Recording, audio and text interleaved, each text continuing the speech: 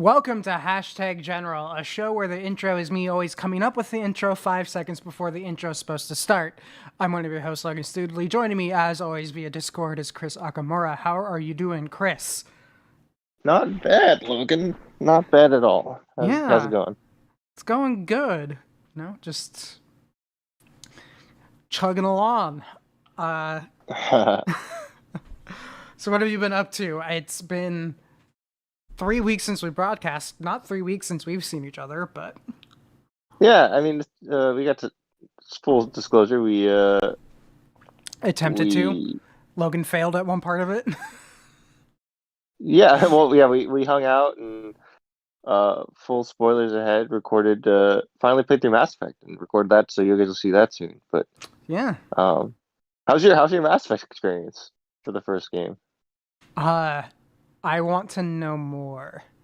Like that's the thing. That's the thing. Whenever it comes to like sci-fi or fantasy worlds, like I'm totally the guy who loves digging through the world building aspect. Sometimes even more than like the main storyline. Yeah, I mean, you still need a good storyline for me to be like, yes, I want to learn more about the world. But yeah, I'm looking forward to actually, doing more of a deep dive into some parts of the world that may have been missed because of our playthrough was intentionally streamlined, as I think the yeah, best way to put it. yes. But yeah, no, that should be exciting to cut together, despite the technical problems that were taking place between the chair and the keyboard. But yeah, no, that was fun. Hopefully I have something to share from that, in the future. Yeah, TM coming and soon. we'll do two. We gotta do two Yeah, next. get them all done. Um, Hell yeah. But yeah, overall, I think it's been a pretty uneventful few weeks. Uh, Yeah, you know, pretty basic stuff going on. I think at this point, I've kind of settled into a new job, pandemic stuff. Like I just kind of, we're just kind of cruising along here. yeah. No, for me, a lot of it is summer was fairly quiet, which is normal for a lot of the work I do, and it just you could see over the horizon.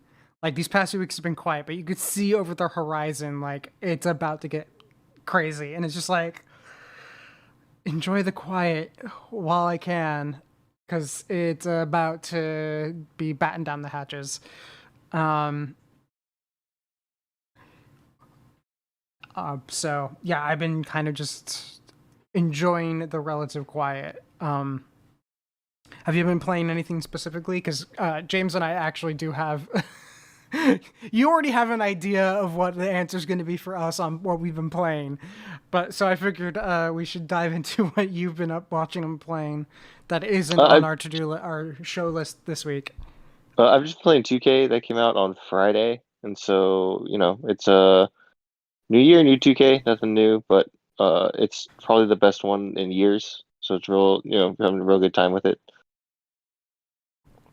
Yeah, I know And that's one of your favorite little games to yeah, play. and this one has been the best one probably since like 2019, 2018. So it's real good. Having a good, really good time with it, and the whole community. It seems to like have revitalized the whole community. So That's good. pretty exciting to see everyone come back and like really enjoy themselves. And Yeah. yeah. No. Oh, I didn't want to bring this up to you because I completely forgot.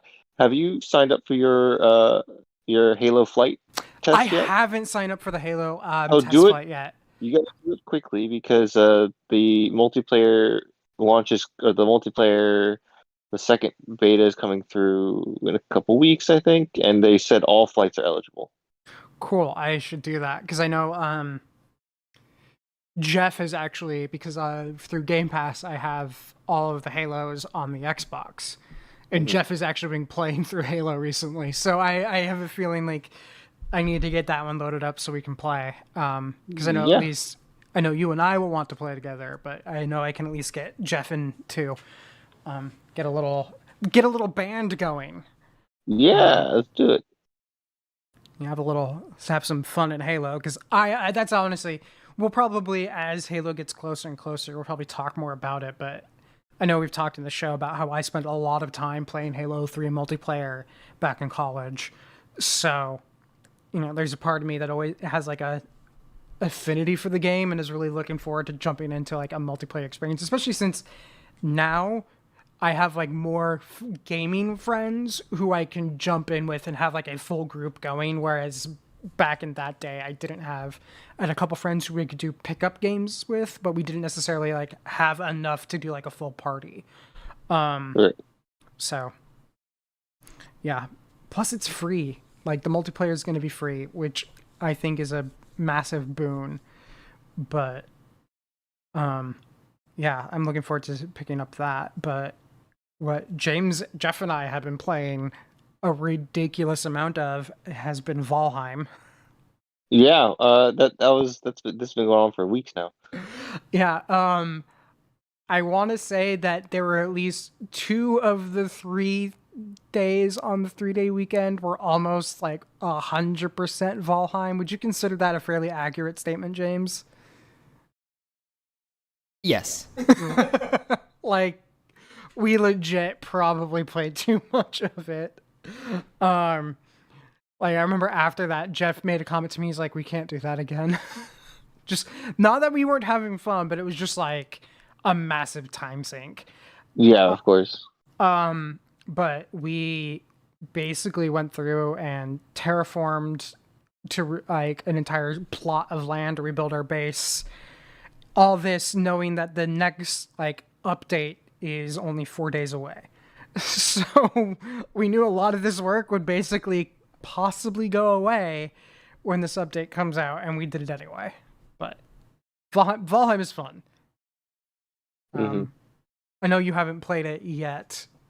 I played a bit of it. I haven't like dove in as much as you guys have, of course. I played for like an hour, and I was like, "This is fun. This is a good time." Yeah, no, because not only are the 3 of us playing it locally, like other friends have been playing who aren't local. And we actually, James, last week, or I guess technically the week after last, or 2 weeks ago, prior to the 3-day weekend, he set up a dedicated server running on like a server that we run on our local network that you can actually access over the internet. So that way anyone could join in, but that means that at any point you can just quickly log in onto the server, even if no one is quote in the game. It's just there, kind of always just passively running, and that has probably, I think, one of the reasons why we played so much of it was because it meant that like Jeff or I would just like hop in to do like a small thing, and someone would notice that the other person was on, and then they would jump in, and then all of a sudden it was like all 3 of us were on. It was just, it was nice having that ability to kind of just jump in and play with ever, because we were playing off a save that we had been running off my computer from back, because I was the first to run Valheim. But James, would you say that that's definitely made you want to play more because it was just easier to jump into the world without having to be like wait for me to get on? Yeah, like I feel like before it was sort of an annoying thing that had to be scheduled, and we had to be like, okay, I want to play, but I don't want to like make Logan's stop working or whatever to go turn on the computer or something like that. So yeah, it's a very different feeling because there's a lot more. You're not like always on as a group. There's a lot of kind of time where you could just go on by yourself, which is not quite as much fun, I think, as being on with more people. But I always find more fun when more people are on. But I've also like jumped in to do like small things around the base, like farming, where it's just like this can happen really at any time. And if all of us are playing and we were like, okay, we need to do like clear this crypt, like farming is kind of the least of your concerns. So this means, we can have these other smaller tasks. Just log in. This has happened for me for the past few days. Is I might jump in for like 20 minutes. Yeah. Take care of something and then hop out. But yeah, I mean, this is the same way that I play Minecraft, where it's just you're there to play when you have time, and like it's a good kind of a way to break up kind of the more, just kind of like mindlessly building stuff and mining stuff. You're going through, Yeah. picking stuff up. Because I know, James, you like the exploring part of it. I like the base building part of it. Jeff likes, I think, all of it. To where it just means that the three of us might be on at the same time, but we don't necessarily have to be doing the same thing. But I Right. think some of my most memorable moments are when all three of us are doing a thing, like when we took down a serpent. Right. But yeah, more sea serpent hunts. But yeah, no, that's the big thing I know we've been playing here. Another thing that I know you'll be interested in that James is getting ready to work on is he's going to be making his own mechanical keyboard. Oh ho ho! Which I know you've Step into my dabbled in. office. Yeah, so Yeah. step into Chris's office, James, and share with the So group. what are you looking for, James? Well, I did a lot of research pretty much yesterday, all day. I mean, I've been looking for a while, but what I have been trying to find is a split keyboard, which is a weird thing to get. Yeah. It limits your options significantly, but especially when it comes to getting like little PCBs. short space bars. But yeah, I think I found something that will work. I mean, we'll see. I've never done this before, so I think it'll be, kind of a endless work It's a in lot of progress. fun. What switches are you going with? I don't know. I got a little sample kit, so I can kind of test a couple different ones out. So yeah, you got the keys and the board, like the PCB board and all that, Yeah. but you haven't bought the switches. Yeah. Correct. Yeah. So it seems like personal preference sort of thing that you just like you have to try it. So like the issue you're gonna run into, James, is there's obviously like your basic archetypes, like there's your tactiles, your clickies, all that kind of stuff. And then there's also subtypes within those. So like very specifically, my favorites are penguin switches. They're a kind of blue tactile, what they call like a mix, like an MX white mix. Is that where it's like a little harder to press? Yes. So you can find that if you just Google penguin keyboard switches, they'll come up. I forget who makes them. But you can also, there's some great ones with the keyboard company. All of theirs are named after fruits. So like the tangerine switches are really nice. I have a few of those grapefruit switches, dragon fruit switches. I have a couple of that are really nice. But yeah, it's a deep well and a deep rabbit hole to I know. jump down. I saw someone like post that it's almost like people who have like classic cars or whatever, where there's just like an infinite amount of like little pieces to change, and like by the end of it, you'll have like you could like build more keyboards out of all the pieces that you've had before. Well, then you can also do like custom colors. You can do it's just like the ultimate customization accessory. Yeah, like right now I'm in a Discord. I'm on a waiting list for there's a guy named Khan in the keyboard community. He makes wood keyboard cases, so he's making me, or I'm a waiting list for a bamboo keyboard case. Is it like a CNC case, or is it? Yeah, he CNCs and then cleans it up and he makes nice designs or cuts some stuff into it. That actually just sounds like a really nice keyboard. Oh, that alone, like a bamboo. Yeah.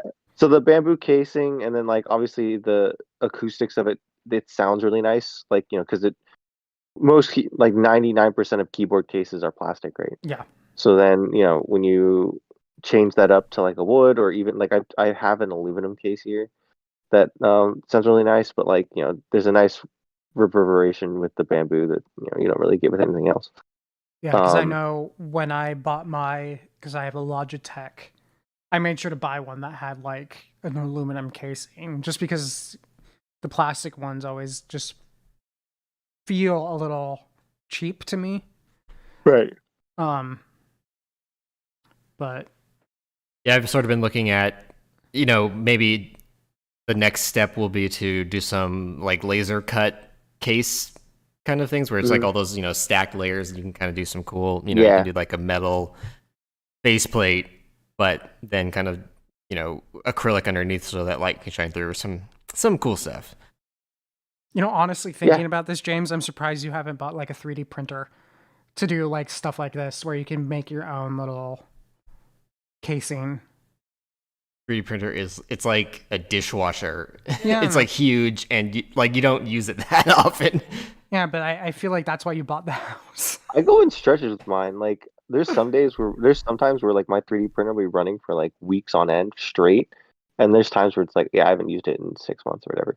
But You like have kind of like a it small comes and one, goes. or Yeah, it's the base is 9 by 9 by 9 is the printing area. like what actual 3D printer is it? I'm curious. It's an XYZ DaVinci 1.1, I think.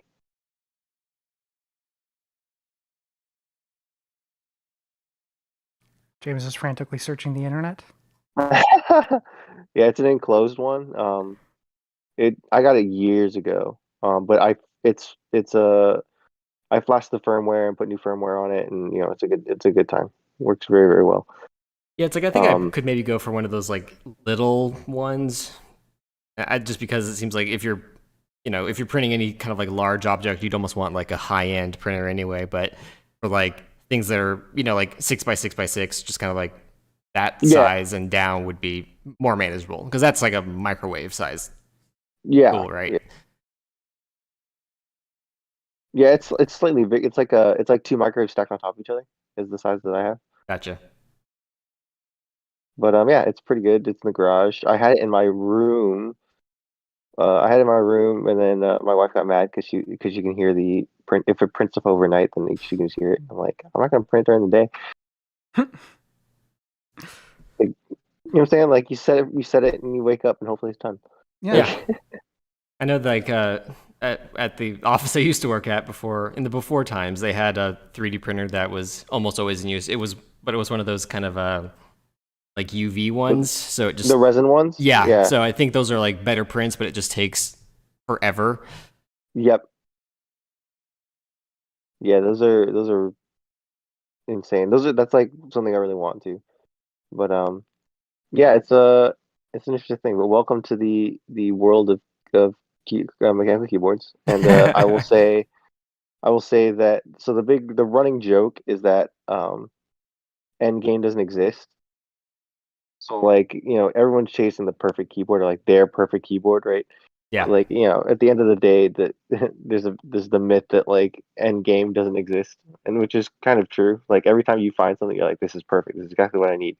There's like one little thing you can change, and then it leads you down another rabbit hole, and you find other stuff. It's one of those things.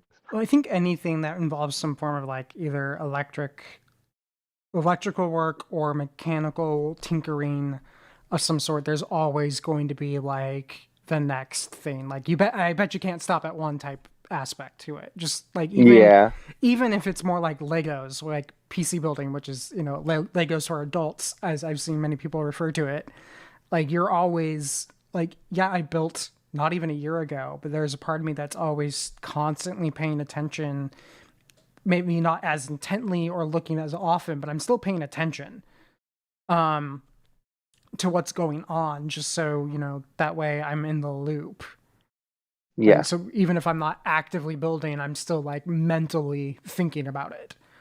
yep, And I think sometimes like the research is part of the fun. At least Yeah. for me, like I sort of enjoy the research, but you sort of at a certain point you research so much that you're like, I need uh evidence. Like I need my own evidence. Like I need to know what people are talking about here. Like I need to yeah, experience it, and then I can sort of then you're on like level 2. yeah. No, 100%. It's I had to sell a lot of mine off because it was getting to the point where I was like, man, I mean, I have way too many keyboards, and like half of these I don't use, and half of these were like really early when I first started, so they're by my standards today bad. Yeah. Isn't that just like weird how like the first thing you build, like you're like, oh man, this is great. And then by the time you're on your second or third thing, you're like, oh man, that first one was kind of just like, I would do so Yeah. many things different. Yep. But yeah, no, that was apparently James's new rabbit hole. And I'm sure the table in the living room is going to be just littered with plastic parts and solder. Exciting time, man. Exciting time. Yeah. Make sure you grab some lube too, James. Oh yeah, I got the little key opener. Like I'm gonna Oh, you got the lube station? Let's go. yeah. I mean now I need to research like what kind of lube is the best lube, which and then there's gonna be like 8 hours of It depends articles. on the switches you get, to be honest. Okay, There's only like 2 or 3 lube types, and it was like consistencies. KRY 2000 or something like that, Yeah. or So there's only like 2 or 3. It just depends on the types of switch you're getting. And then the way to lube them would be different depending on what kind of switch you're getting. But those are really easy guides to grab. I would suggest watching Teha Types on YouTube. He's a fantastic mechanical keyboard builder, so he has some really good advice.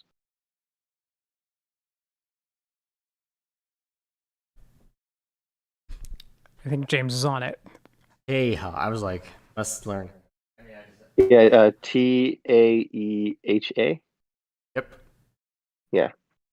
I think once we get onto topics that are like Marvel movies that I haven't seen, I'll just be like doing this. So if you can get my attention in some other way.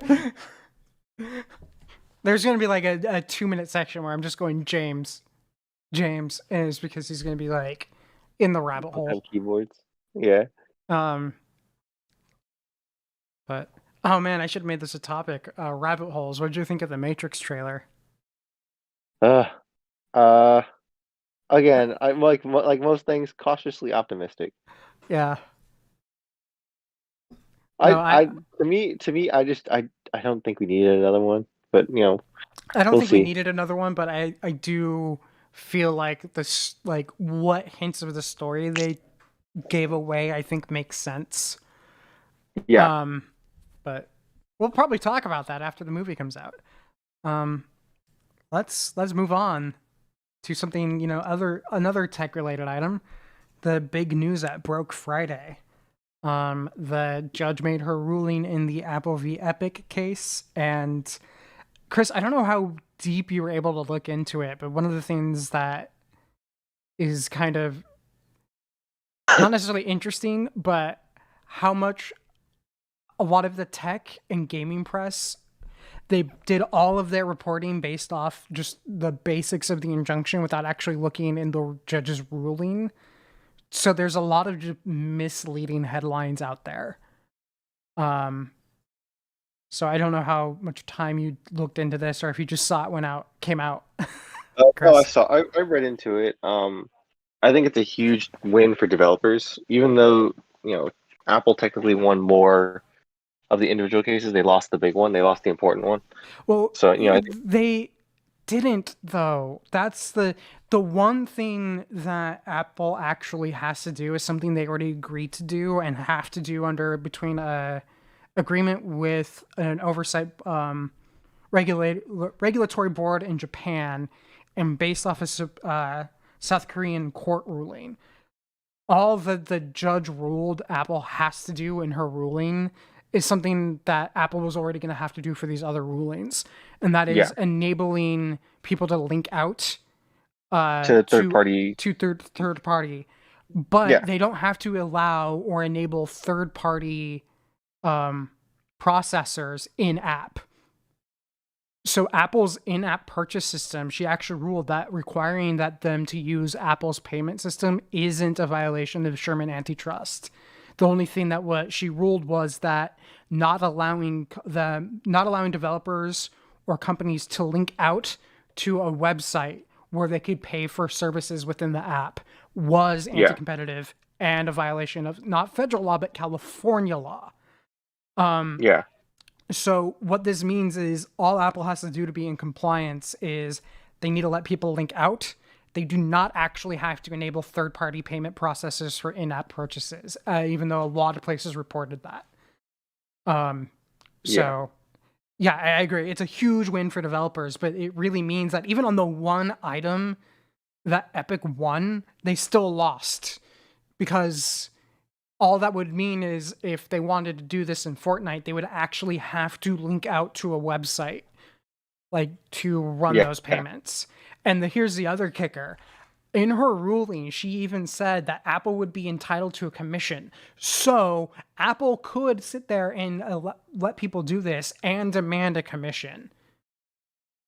Yeah. So it's basically like either you just use Apple's in-app purchase system and pay Apple, or you use your own third-party system and you still pay Apple. So Epic lost hard is, I think, the big thing. Like, the one thing Apple lost, they lost already in other cases, in other places. I think it does. I think there is something to be said for the fact that that Apple lost this one already. Like, they would have had to do it, like you're saying, but they all, like, now it's in the U.S. Yes.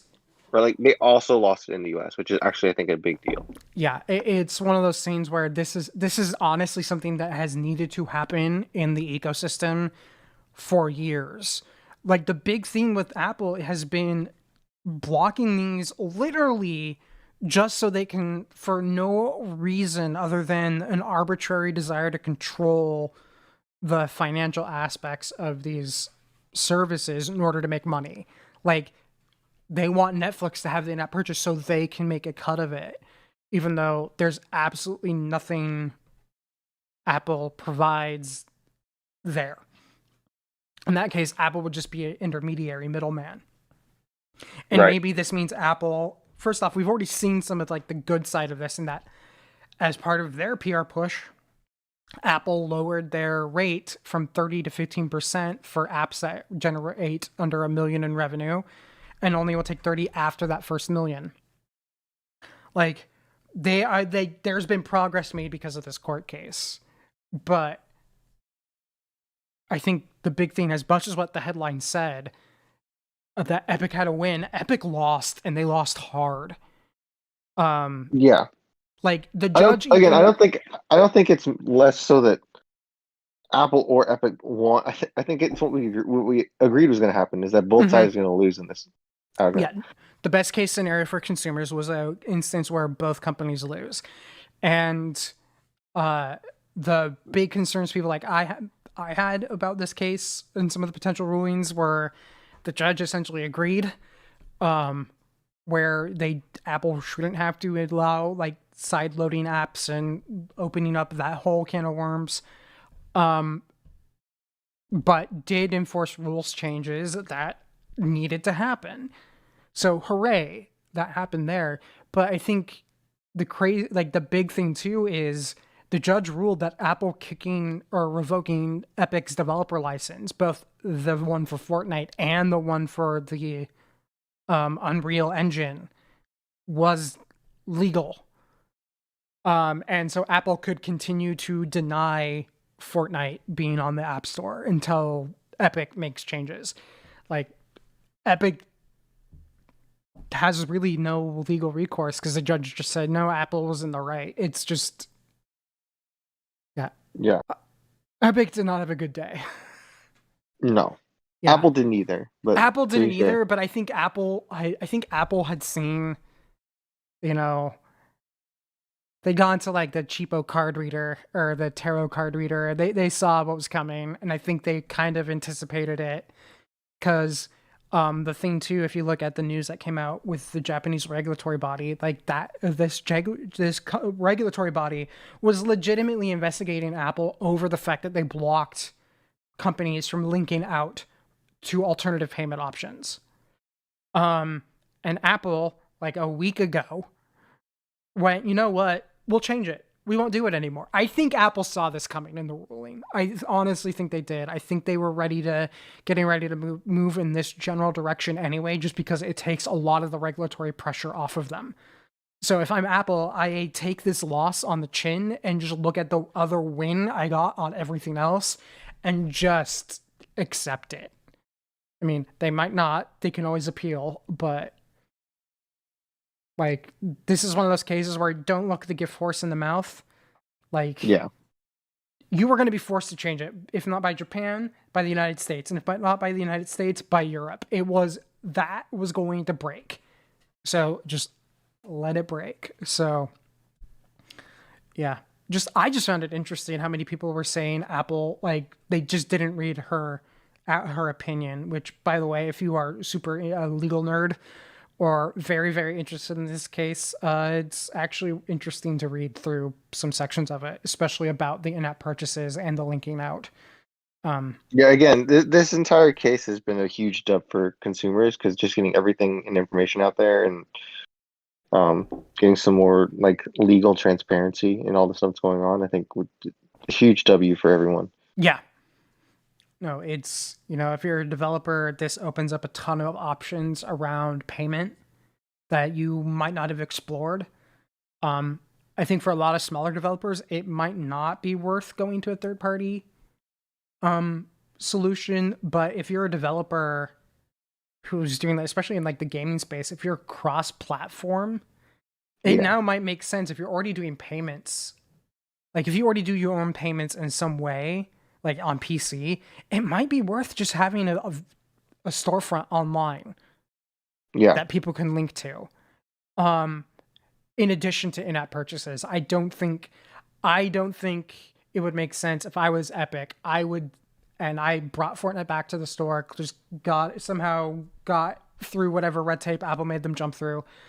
I would probably still make it possible to purchase within the app, like V-Bucks, but I can imagine them now making it easier to buy like the V-Bucks for Fortnite online. Like if there's just a web-based storefront where you can just buy V-Bucks that can be used anywhere. And honestly, I don't see why they wouldn't, because that could cut out pretty much every middleman except Sony because of that whole thing. Yeah. But yeah, no, win for consumers, big loss for Epic, a loss for Apple. Hopefully this is just a status quo that comes out of it. Because this is probably going to impact the Google case that Epic has been pursuing as well.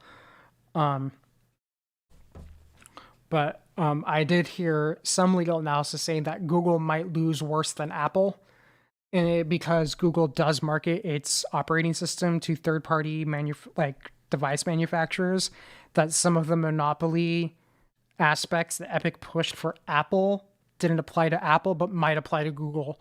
So it's kind of, who knows what will happen there. That one might even be more interesting, even though it had less eyeballs because it was the other case, the also ran, not the big one. But Epic said they'll appeal. Who knows how that will go. But that was the tech news. Shall we move on? Sure. Cool. PlayStation Showcase. I've watched some of the trailers. There's one in particular I know you and I are going to talk about in depth. Not necessarily the trailer itself, but just the game. I, of course, still need to sit down and find some way. I mean, I actually now have easier access to PlayStation stuff. Like, I should sit down and like try to get through and try out like God of War and, Spider-Man. But incredible games. Yeah. Like, honestly, the narrative story console exclusive has been a Sony win. Yes. The last generation, and it looks like it's going to be a Sony win this generation. Where if you're wanting to play games with like a strong narrative core, it's on PlayStation and on PlayStation only. So yeah, I'm interested in playing those games, and of course sequels got announced. Yep. Wonderful news. The trailer for both Spider-Man and God of War looked absolutely fantastic. Again, no huge surprise because I think if you're a fan or if you're watching this stuff, like, of course they're making sequels, and of course they're gonna have a trailer for at a big event like this. I think the big surprise for everyone was the Wolverine announcement, which is insane. Like, I almost threw this under the Marvel tag, but I figured we wouldn't go too deep in. Like, I wasn't sure how deep we would go into it. Yeah, but I mean, I don't want to go too deep into it, but I mean, it is insane to think of. Okay, yes, this team just made Miles Morales. They're now making Spider-Man 2. They're also making Wolverine, and they're also now making Wolverine.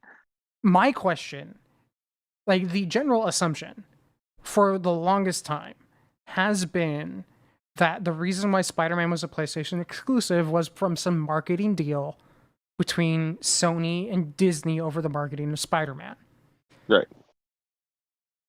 Is Wolverine going to be a PlayStation exclusive? Well, They yeah, and can, I think Disney has always been, a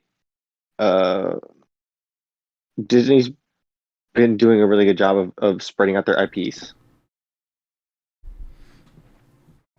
yeah, they've learned from their Star Wars mistake. Yeah. So, spreading out their IPs and making sure that, everyone is getting what they need. And I think that that's a huge win for everyone because now, Disney's just picking the best people for the job, not signing or doing anything individual. I think the difference is that the best studio for this just happens to be a Sony exclusive studio. Yeah, that was my question too. Is I'm like, because I can see this launching as a PlayStation exclusive, initially, and then eventually making its way over to like PC. Oh, this isn't making it over. But I don't think this one is going to make it over. Like, I don't honestly like. I could see that happening, but I don't think it will. Yeah, no, I'm with you. Like it's just like, and that would be only if like Sony really wanted to. Yeah. But I think that is a major coup for Sony and PlayStation. That not only do they have Spider-Man, but they just got Wolverine as an exclusive. Like that's big. But yeah, what else at the showcase like really stood out to you other than, God of War's trailer looking really cool and making me go, man, I really wish I knew this story better. Nothing else really, because there was a lot of other stuff that we've seen a lot of before. The only other thing is the KOTOR thing, which I know we're going to talk about. Yeah. So, In fact, James, switch it over to Star Wars. Let's talk KOTOR.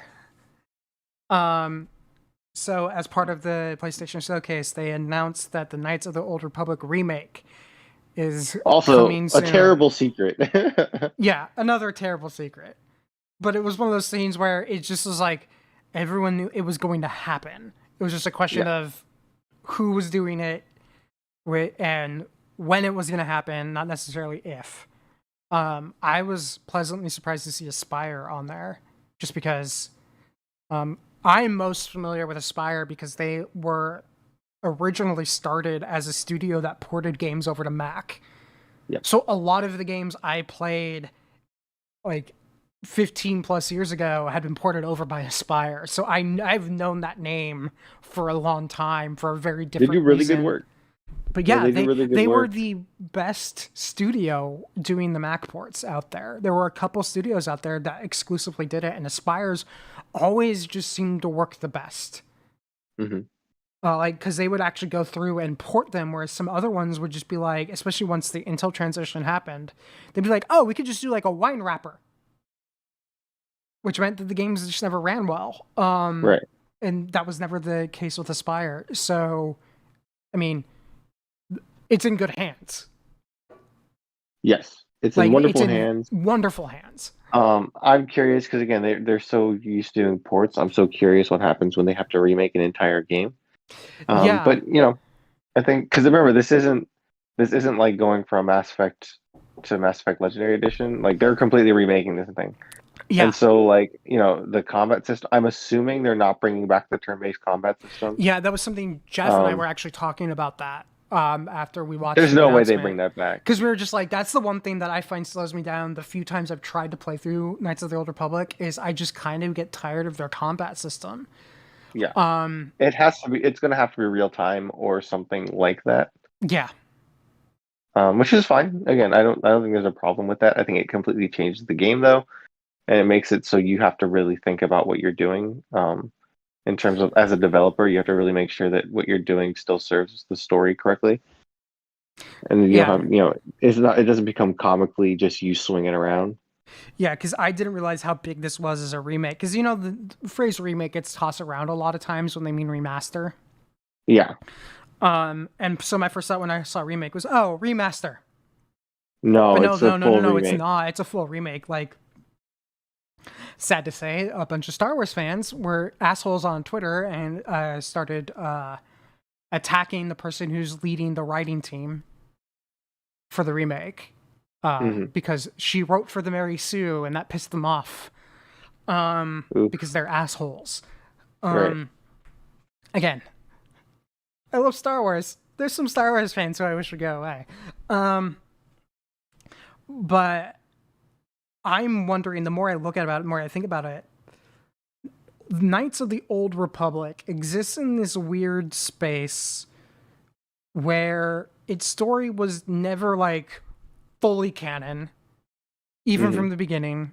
Yep. Filoni is clearly a fan.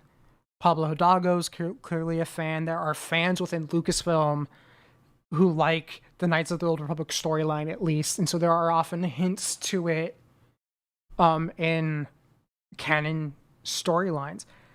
Do you think we're going to see them try to canonize this story, try to actually correct some of the issues and make it canon?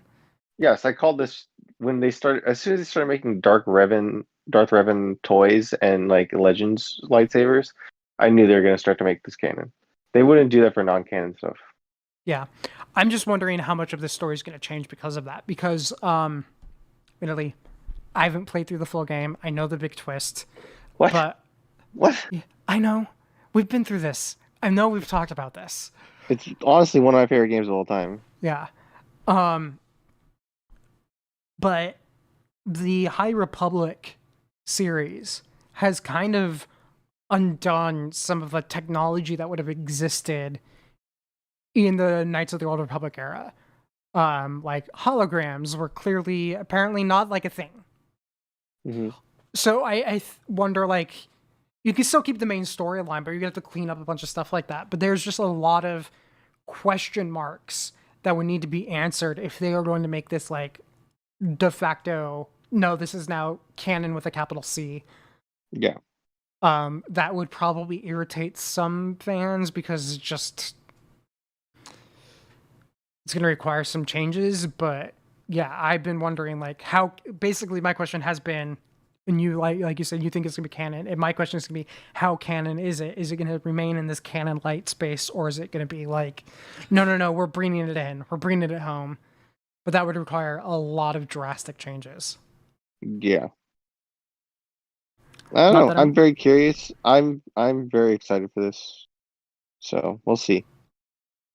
Like I told you, I'm half expecting this to be a May the 4th release, but I also wonder, given like the limitation of the trailer, I also wonder, like, how far out is this? Because if it's full remake, it's probably, out there a bit. Or they've been working on it for 2 years and who knows? What do you think? Yeah, again, I'm just excited for it. It's one of my favorite games. I want to play through it. I want to see how it looks. Again, like we keep talking about, the combat system was a little antiquated. Is that the right word? Yeah, I would say that's the best way to put it. It's an antiquated system, like great for the time, but not great for now. I don't even know if it was great for the time. Anyway, the to me, it's just a thing of it's a very thin line they have to execute here and walk this tightrope, and I trust them to do it, and Disney's done a great job of picking their partners in terms of who gets their IP and who gets to work on games. And so all of the games that were started under the Disney era and not the or in the post EA deal era have been great. So I think there's a certain level of trust that they've earned, and it's just a matter of whether or not they can execute. But I'm excited either way. It's a fantastic game, and I'm excited to see it. So yeah, I think I've seen some people online complaining because BioWare isn't involved. Yeah. But my entire thought on that is, like, why would BioWare be involved? Like, this is not, I don't think this is big enough of a game, in the sense that this game is almost 20 years old at this point. Plus, a lot of the people that worked on it are gone from BioWare. It's just like I can't imagine this would be, in EA's mind, it probably would not be worth putting BioWare on this project. Yeah, I also think that there is some merit to the BioWare DNA still exists in all of their games. So like, whether it's Dragon Age or Mass Effect, like you can see the early through lines from KOTOR through like Jade Empire and into their newer stuff, their original IPs, where that DNA is still there. And so like maybe having perspective on that DNA would be important. But I don't think it's critically important for them to be involved in this project in particular. And like you said, a lot of those BioWare people are not at BioWare anymore. So it Yeah, might even be possible for them to just be like, at some point in development, bring on some people who worked on the original game and just be like, hey, we just need you to play through it and let us know if we're still like embodying the spirit. yeah. So Um, yeah, I don't think they need to be involved. Would it be nice? Yeah, but I mean, it's not necessary. And I don't think it's the fact that they aren't involved is something to be concerned about. yeah, I'd agree.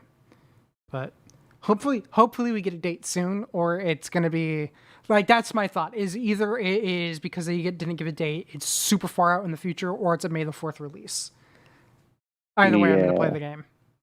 I don't think yeah, it will be the May the 4th release. That's my it's gonna be wish. great. But let's move on.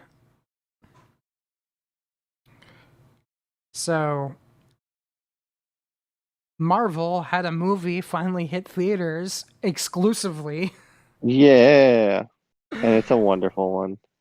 Yeah, I know we talked about this briefly. I do like the ending of the movie, like some of the last action sequences. I kind of was just like not 100% on, but it didn't change the fact that everything up to that moment was just like delightful.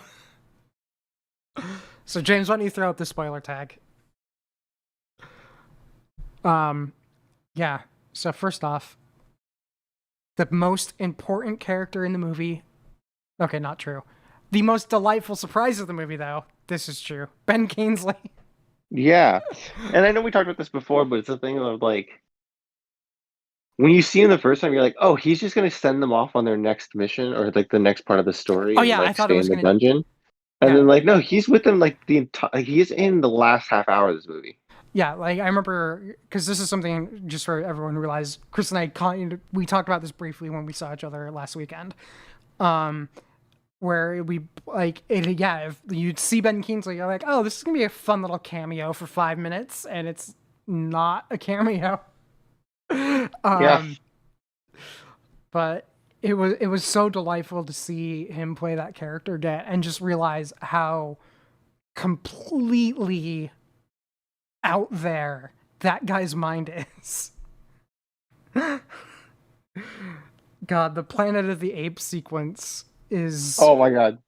It's one of the funniest things I've ever seen. It wasn't that they trained monkeys to ride the horses. It was they They're had just monkeys acting. acting like they were riding horses, and everyone's just like, "Do we tell him?" Just let him go. The best part is like everyone just let him go. Just Let let him him go. go.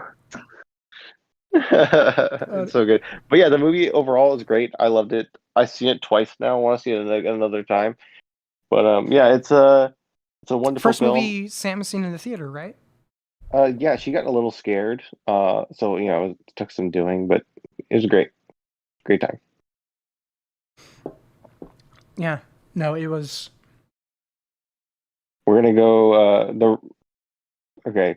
Full disclosure. One of the main reasons why we're going to Disneyland, or like we pushed up, we were like trying to force our way to Disneyland soon, is they are selling exclusive Morris plushes at the Avengers Oh, campus right now. oh, and you got to get a Morris plush. We got to get a Morris plush. So Yeah, I see that. yeah, yeah, he's a demon, he's a cute demon boy. Yeah.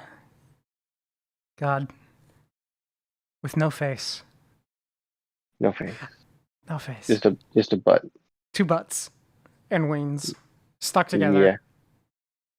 Um, yeah, no, it was a good Marvel movie. Like, it's delightful. yeah. Um, enjoyable to watch. Some really good action sequences. No, it just I I probably would have been fine seeing it at home if it had been on Premiere Access, but then again, I know you had seen it on IMAX and said, no, no, no, on IMAX it was worth it. Yeah, we saw it IMAX with the Dolby sound. It wasn't Atmos, it was the whatever the other one is. Mm. I can't remember what it's Dolby, called. if it's Dolby Theater, it has Atmos and Vision. Okay, so yeah, it might be Dolby Theater. Yeah, because Dolby Theater, like, there's two Dolby techs in theater. There's the Yeah, yeah, yeah. Atmos, which is sound, and Vision, which is their laser projector system. But if it's So branded under yeah. Dolby Theater, it includes both. Yeah, okay, so it's Dolby Theater, but it's an IMAX Dolby Theater. That's what I saw. Oh, Which that's the was one near me, right? yeah, that's at the AMC 16, the Yeah, I Promenade. should get my tickets for Dune. It's worth it, man. If you go, let me know. It's That's one right I down the want to street see on from the. Jenny's parents' house. Yeah, We're there on the weekends. yeah. No, that's one I do want to see. That's one I do want to see on like the big IMAX crazy screen. Um, but no, like it was fun, and I'm glad that Disney's considered it a success. Yes, I'm excited, man. I'm excited to see him do more stuff. I think Simu Liu is great. I think he's great as his character. I think the whole cast is fun. They got fucking Tony Luong to be the best bad guy in the MCU, No, it just was. and it's so funny because like there's so many people that are like that have no idea who Tony Luong is or like what he means to just to kind of Chinese Hong Kong cinema, and so trying to suggest people to watch like Hard Boiled and like some of the other stuff that he's done. Just wonderful to see people discover what is a legendary career. Yeah, no, it's definitely while watching this, you can tell that they cast and found a team that could do at least show respect to like the Hong Kong action style of filmmaking, which again has already been a heavy. I'd say it has been a heavy influence on Marvel anyway, but it. There's definitely a style to Hong Kong cinema. Yeah, like you and the thing is that I loved is they paid a homage to all of it, where it's like, yeah, there's the everything in Talo and everything in like the opening sequence is very much the hero crouching tiger, hidden dragon style of like the wire work and Yeah, and then the bus stuff like the bus sequence and the skyscraper sequence are very much Jackie Chan inspired. yeah, no, like you can see Um, all of these little influences that come in from the like the Hong Kong action cinema. yeah, that are Um, like not just the action, but like all of it. Like it's all encompassing. It's the entire thing. It's not like they picked one or two movies. They picked mhm. every style and were like, well, how do we fit these in? No, agreed. Because like the especially with like I am not as familiar with Hong Kong cinema as I probably should be, but there were definitely even like in the sequence where they're doing the fight with the leaves. That's a very much a Chinese style in Yeah, terms of how it was shot and presented, and it was just like kind of yeah, nice to see that, especially when distilled for a Western audience. Like a lot of those stylistic choices would often get watered down, and I don't think they were watered down. yeah. I mean, and also, dude, shout outs, and rest in peace to Brad Allen. Um, doing just incredible work there, and look, he unfortunately passed away, but I mean, if this is going to be his kind of like final work, I think he did a fantastic job. So, Yeah, but oh no, this isn't it. His last release is going to be The King's Man, but it's good to see it. Good to see kind of that legacy follow through, right? also gotta talk about Juan Yeah. as Well, who is, one of as I've told you this, like who he's evidently going to be the Nick Fury of this phase. of Marvel. Yeah, I mean he's doing something. Obviously, he's breaking the Abomination out of the raft every night for some reason. Um, so we'll see how that works out. Something Thunderbolt related, some Dark Avenger related, I would assume. Yeah. No, it's God. No, honestly, Benedict Wong's every appearance he had in this movie was just like kind of show stealing every single time. It's just Yeah, he came on screen and you're like, okay, there's Juan. I need to pay attention. yeah. Wonderful, wonderful job. Yeah. Yeah, this I was telling someone earlier. This is as close to like a perfect solo Marvel film as you could get. Because it was its own self-contained adventure. It didn't feel Yeah, like because one of I the mean, problems you run into so sometimes is like, my where's the other Avengers? And in this one, it was like, of course they're not there. yeah. I mean, to me, it's there's a core group of like top tier solo Marvel movies, and I think this is in there now. I think it to me it's in no particular order: Guardians, Iron Man 1, this now, and Black Panther. I think those four are a step above everything else in terms of solo Marvel movies. Because I think what it is that they often these are the ones that would work alone as a film, even if some of the MCU connections went away. Yeah, There's still like a solid core story. Because like as much as we might enjoy something like Winter Soldier or Civil War with the Captain America trilogy, so much of that is driven by and driving the bigger scale of the MCU that you can't remove it from the MCU.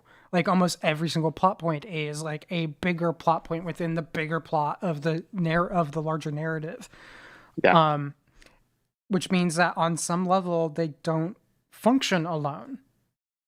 right. Like you can't watch Winter Soldier and not have seen any of the other. Yeah, Like you would need, you'd be very confused. yeah. Shang-Chi, I think you could legitimately jump into, and you might Yeah, be like, "Who's this Juan guy?" but even then, you're just like, oh, he's a fun character or whatever. Yeah. Like you don't need to know. Plus, there's already like some magical elements going on in this movie. It isn't like Juan would stand out as this does not make sense. Yeah, So, I think that's what a lot of it. Because like, look at your list. You have Guardians of the Galaxy was so far removed. yeah. It was so early in the cosmic exploration that like it's the first kind of thing they did there. So Yeah, like yes, it has some tie-ins to the larger story, but you could have cut Thanos and the movie would still work. yep, Iron Man was setting up everything. Um and then Black Panther is just Ryan Coogler. it's very true. Like yeah, it's just like it's a lot of that was the talent both on screen and behind the camera. Um but yeah, I think that's why this one kind of can be thrown in with those mix of films is because it does work outside of the bigger picture. Because even something like Captain Marvel is still driven by the bigger picture. Yeah, Um, but this one is just literally all about him.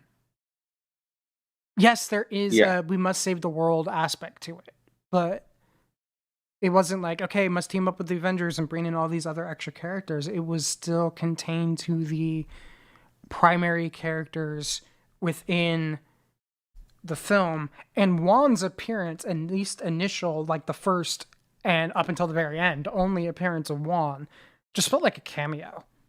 yeah, It wasn't essential to the story. It was another instance of it could have been cut and the story would not have been changed. yeah. But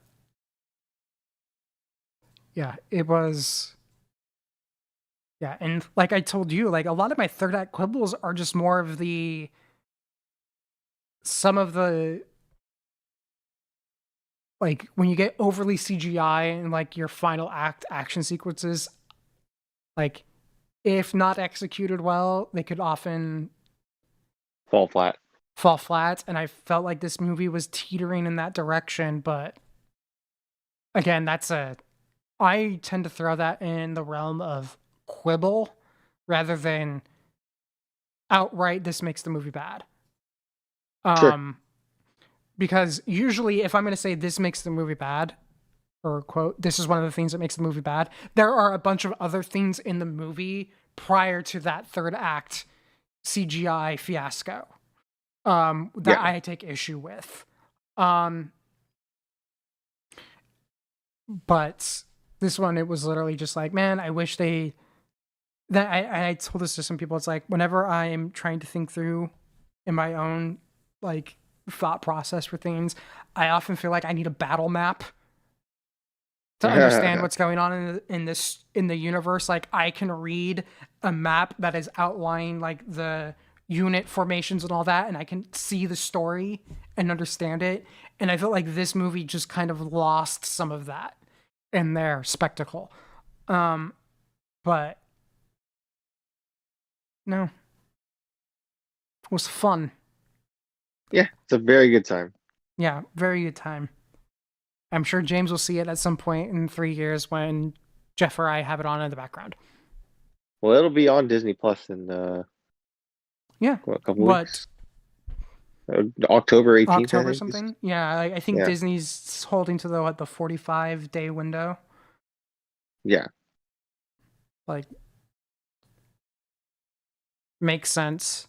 Because the people who were going to see this in theaters have already seen it in theaters. By the time that 40 days comes around, 5 days comes around, like, the amount of revenue you'd make is probably not going to rival what you would make just in new subscriptions or retaining subscriptions to Disney Plus.